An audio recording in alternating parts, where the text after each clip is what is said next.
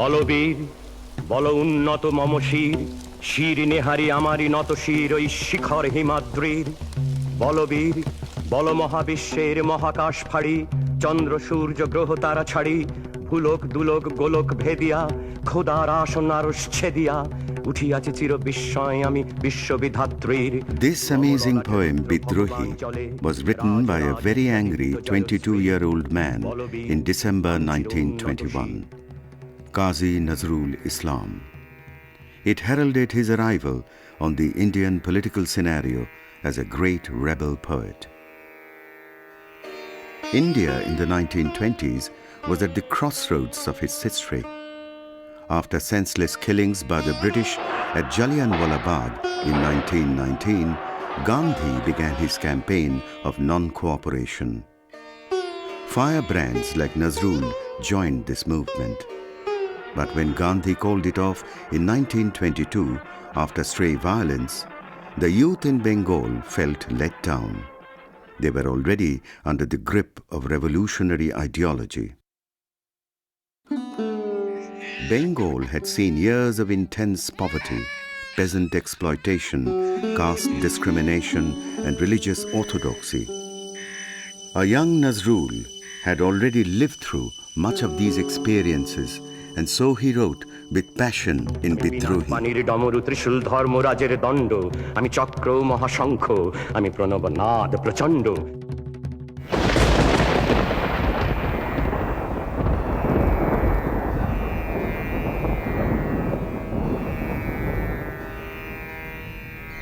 Nazrul was born on 24th May 1899 in Churulia, a village in Bardhaman district, West Bengal.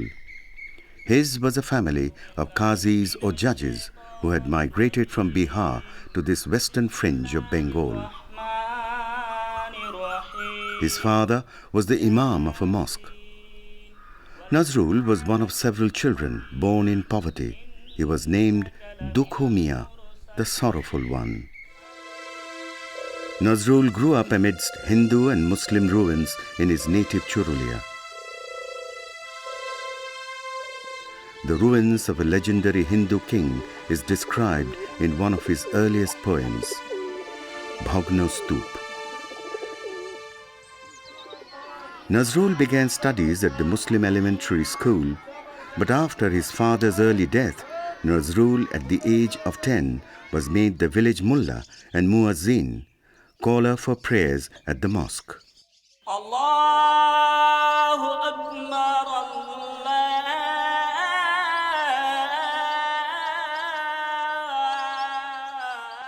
He looked after the shrine of a Muslim pir as a caretaker. Soon he was drawn into a group of traveling musicians, the Leto. He became conversant in Hindu mythology and the folk culture of Bengal while composing dramas for Leto teams. Nazrul's education was checkered, and in between he struggled hard against poverty, taking up odd jobs as a servant boy and working at a village bread factory. A good student earning tuition waivers, Nazrul decided against completing the school-level examinations. He was fascinated by colorful posters he saw plastered on walls. They carried the offer of a stint with the British Army to fight in the First World War. Nazrul joined this new regiment called the 49th Bengalis of the British Indian Army. Nazrul, however, never saw active action in battle. But in his enforced stay in Nowshera and Karachi, he continued his Persian studies which he had started in high school. Reading major Bengali newspapers, Nazrul became aware of the world developments like the Bolshevik Revolution. Nazrul now started writing in earnest. His first published piece was Boundeler Attokahini, or Autobiography of a Vagabond, in 1919 in a literary journal of liberal Bengali Muslims. Nazrul went on to publish several poems like Mukti, or Freedom, in the Bongio Musulman Sahitya Potrika. This was a periodical run by Muzaffar Ahmed. Nazrul became closely associated with this communist ideologue after his release from the army. Nazrul's writing career took off as a journalist. With Muzaffar Ahmed, he brought out the evening daily Nabojug with the support of prominent Muslim politician Fazlul Haq. His writings on political issues linked the Indian struggle with the Russian Revolution, the Irish Rebellion, and the new Turkey under Kemal Atatürk. He also focused on the plight of workers and peasants, expressing sympathy for striking workers. After several warnings from the government for its dissident views, the Nabojug was closed down in January 1921.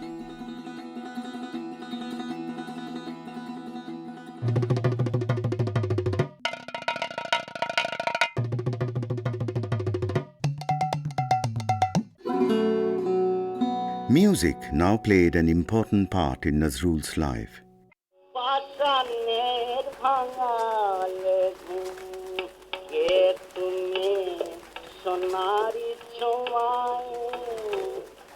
He had received training in classical music in high school, and in Nowshera he had heard ghazal music. Nazrul soon earned fame as a singer. It's difficult for me to cover the dimension of Nazrul's compositions. We start from national songs, songs on patriotism, then songs on religion, then songs on folk, on many varieties of folk, then on different countries and different situations, and then on animals, birds, such like, and of course, human beings. Nazrul's songs were unique compositions in Bengali, often sprinkled with Arabic and Persian words. He introduced ghazals in Bengali for the first time.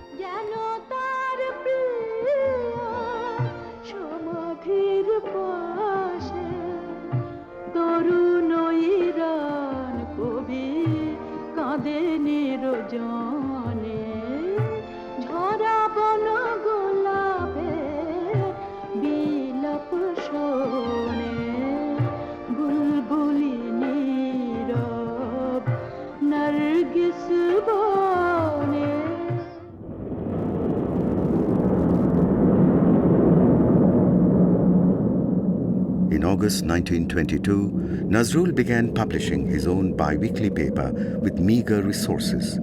He called it Dhumketu or Comet.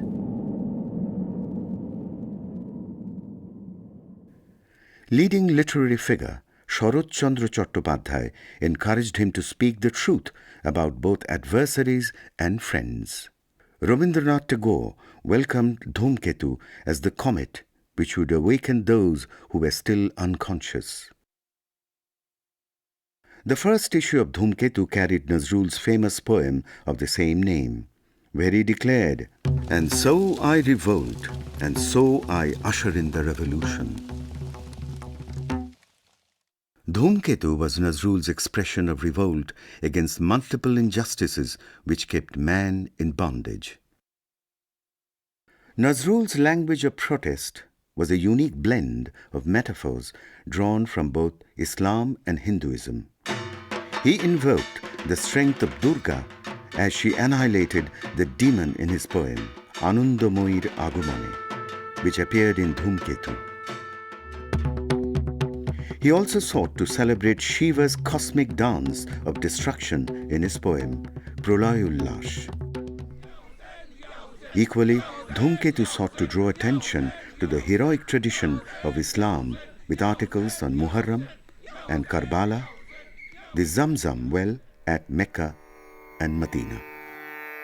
In the very first issue of Dhumketu, he wrote that the greatest religion was humanism and stated that promoting Hindu-Muslim harmony was his foremost goal. Hindu Musalman, Muslim tar noyon moni, Hindu tahar pran, Akshe akash mayer kole, Jano robi shoshi dole, Ek rokto buker tole, Akshe narir tan, Mora ek brinte duti kushum, Hindu Musalman. Conservative Muslim newspapers lambasted Nazrul as a kafir, and Hindu orthodoxy socially boycotted him as an outcast. I think it's important to recognize that the relevance of Nazrul's thinking today is confined to not so much the fact that he was rebellious, but it relates to the fact that he was rebellious on causes which are still extremely important. One of which, of course, is his rebellion against the narrow-mindedness of sectarianism, dividing people up on some one line, religion, ethnicity, or even nationality. In November 1922, the British authorities banned Dhumketu, arrested Nazrul and sentenced him to a year's rigorous imprisonment. Nazrul made a spirited defense in a prose poem. A defiant Nazrul warned, "The music of my flute will not die simply because my flute has been confiscated. The music is not in my flute, it is in my heart." Prison could not silence Nazrul's pen. Stirring poems like Shikol Porar Chol, composed in 1924, and Srishti Shuker Ullashe, composed in 1923, were impassioned cries of a free spirit. In May 1923, Nazrul went on a hunger strike, protesting unfair conditions in jail. His hunger strike extended to 40 days, causing concern for his failing health. Tagore, in a telegram, asked him to give up the strike in the greater interest of literature. He dedicated his musical drama Boshanto, or Spring, to the fiery poet, hoping he would bring the spirit of spring to a jaded nation. Eventually, Nazrul was persuaded to give up the fast by his surrogate mother, Bidrohī Kôbi of Kumilla. Nazrul had received considerable affection from the Sengupta family of Kumilla. He was deeply drawn to Promila, the young niece of Bidrohī Kôbi. On his release from prison in December 1923, he hastened to Kumilla and proposed marriage to Promila, whom he called his Bijoyini, the victorious one. 1924 সালের April মাসে কাজী নজরুল ইসলামের সঙ্গে প্রমীলা সেনগুপ্তর বিবাহ হয়। কাজী নজরুল ইসলাম চাননি যে তার স্ত্রী ধর্মান্তরিতা হন, ফলে এই বিবাহকে বৈধ করার জন্য, এই ইন্টার রিলিজিয়াস ম্যারেজকে বৈধ করার জন্য একটা নতুন আইন তৈরি করা হয়। কিন্তু সেই সময় রক্ষণশীল সমাজের হিন্দু মুসলমান এরা এই বিয়েকে মেনে নিতে পারেনি, ফলে তারা এই বিয়েকে বর্জন করেছিল। For a time, Nazrul was lost in romantic bliss. In this song, he decorates his bride and nuptial chamber with incredibly rich imagery. জোছনার সাথে চন্দন দিয়ে মাখাবো তোমার রামধনু হতে লাল রং ছানি আলতা পরাবো আমার গানের সাচুর দিয়া তোমার বাসর রচিব প্রিয়া তোমারে ঘেরিয়া গাহিবে আমার। An untiring advocate of gender equality, Nazrul made an inspiring plea in his poem Nari. Tear open your veil, woman, break your chains, get rid of all your marks of slavery, all your ornaments. সামনের গান গাই আমার চক্ষে পুরুষ রমণী কোনো ভেদাভেদ নাই। Savage communal riots broke out in Calcutta in 1926. The anguished voice of Nazrul cried out, "This heart is the mosque, the temple, the church. There is no temple or Kaaba greater than the heart." To ease the communal frenzy, Nazrul wrote in 1926 his stirring song Kandari Hushiyar, Helmsman Beware, hailed by Subhash Bose as the most inspiring of India's national songs. গমগির তান্তার মরুদুত্তর পারাবার হে লঙ্ঘিতে হবে রাত্রি নিশীথে যাত্রীরা হুঁশিয়ার।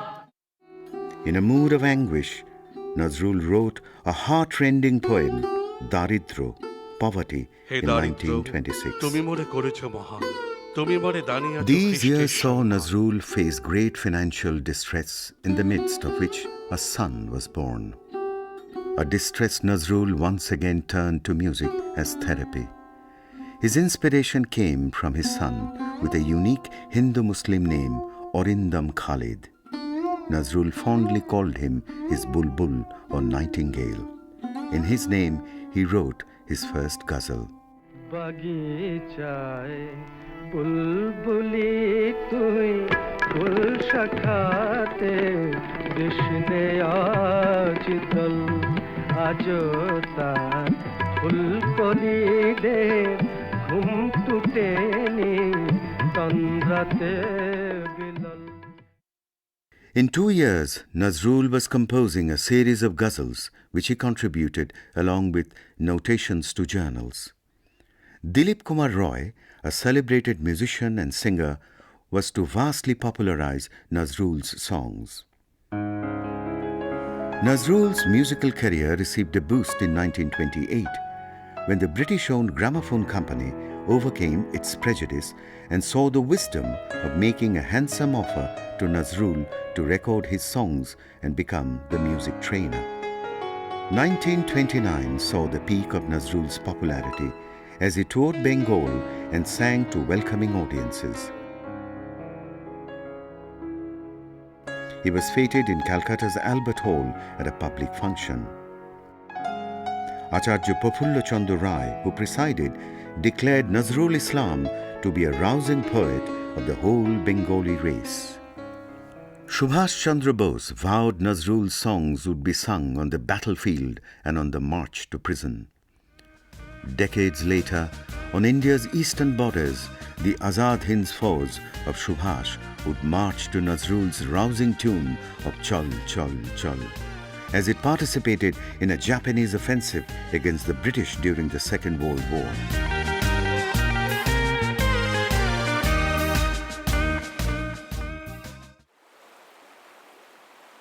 Nazrul's cup of joy drained out too quickly.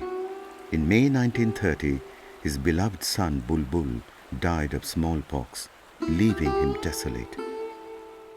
Although he was to have 2 more sons, the acute sense of loss remained. He immersed himself in music. For the next 12 years, he composed over 3,000 songs, surpassing the number that Tagore had composed.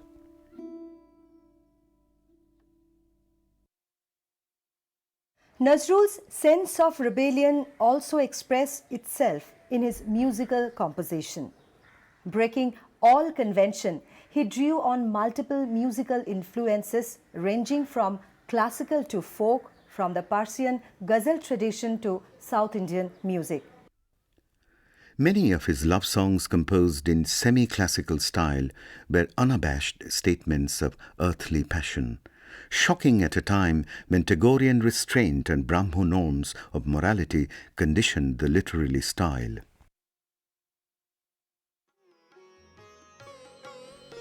Nazrul increasingly turned to spiritualism after Bulbul's death and began tantric meditation. He now wrote over 100 songs in praise of Kali, Shama Shongit, capturing the folk flavor of Kirtan music.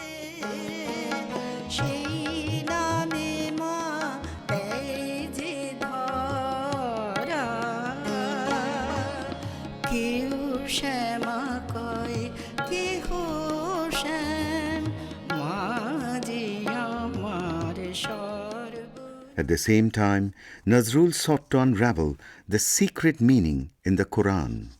He translated with other scholars 38 chapters or surahs of the Quran. He also undertook the translation of selections from Hafiz and Omar Khayyam.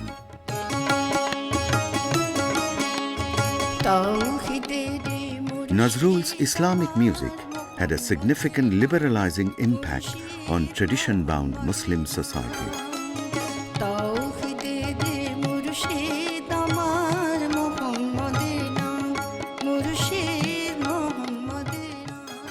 In 1931, Nazrul entered the world of theatre and films and later joined Calcutta Radio as story and scriptwriter and music director.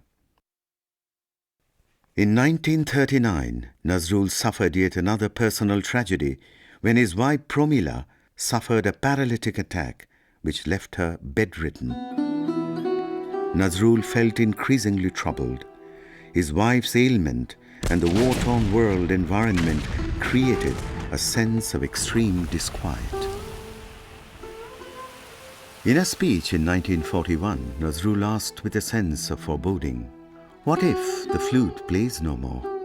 What if the power from a mysterious golden sky that had steadily inspired him to write was lost in an instant, leaving him speechless and silencing his flute?"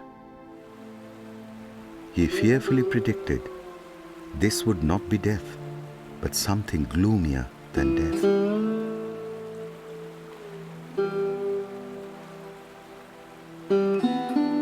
In August, on the demise of Rabindranath Tagore, Nazrul's broadcast Robi Hara, or Losing Robi, which captured his sense of being utterly bereft.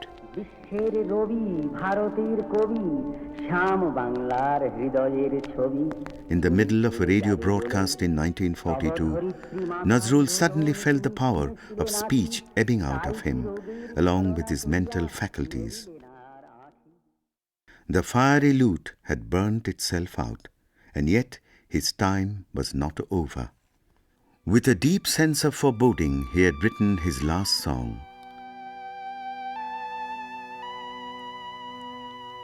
খেলা শেষ হলো, শেষ হয় নাই বেলা, কাঁদিও না, কাঁদিও না, তব তারে রেখে গেনু প্রেমানন্দ মেলা, শেষ হয় নাই বেলা। Indeed, Nazrul's time was not over, and he was to live for another 34 years in a state that he had himself described as gloomier than death. যদি আর বাঁশি না বাজে, আমি কবি বলে বলছি না, আমি আপনাদের ভালোবাসা পেয়েছিলাম, সেই অধিকারে বলছি, আমায় আপনারা ক্ষমা করবেন, আমায় ভুলে যাবেন, বিশ্বাস করুন। Medical treatment in India and abroad resulted in no improvement. The fiery poet's fine mind was tragically lost. Honours poured in. Calcutta University bestowed its prestigious Jagotarini Gold Medal on Nazrul in 1945. The Indian government honoured him with the Padma Bhushan in 1960. Bangladesh, which marched towards independence in 1971, singing his inspirational song, brought him to Dhaka in 1972. আমি প্রেম দিতে এসেছিলাম, প্রেম পেতে এসেছিলাম, সে প্রেম পেলাম না বলে আমি এই প্রেমহীন নিরস পৃথিবী থেকে নীরব অভিমানে চিরদিনের জন্য। He was given citizenship and awarded the prestigious Medal of Gallantry, Ekushe Paduk, and declared him as the national poet of Bangladesh. Dhaka University honoured him with a second D.Litt degree. In a supreme irony, these honours were heaped on a poet whose mind had already left him. তোমাদের পানে চাহিয়া বন্ধু আর আমি জাগিব না, কোলাহল করি সারা দিন মান, কারো ধ্যান ভাঙিব না, নিশ্চল নিশ্চুপ আপনার মনে পুড়িব একাকী গন্ধ বিধুর ধূপ। On August 29, 1976, Nazrul passed away, his wife and a son having already predeceased him.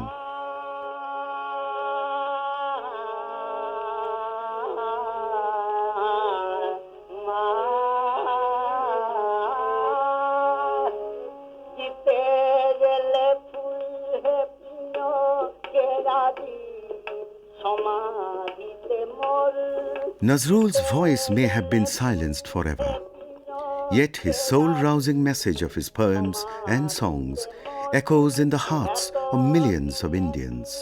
আমারে পড়িল মনে মনোজল এত দিনে কি আমারে পড়িল মনে মনোজল